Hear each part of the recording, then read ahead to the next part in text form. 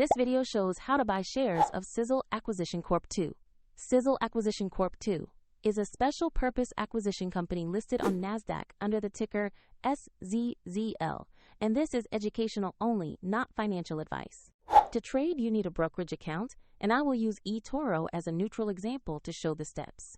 After registering, you must verify your account, usually with an identity document, and then add funds to buy shares.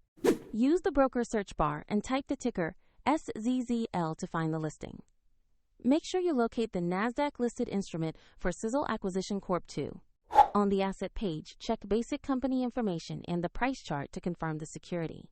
Verify that the name and ticker match Sizzle Acquisition Corp II, SZZL, before proceeding. To buy, click Invest, enter the amount you want, review the order, and confirm the trade.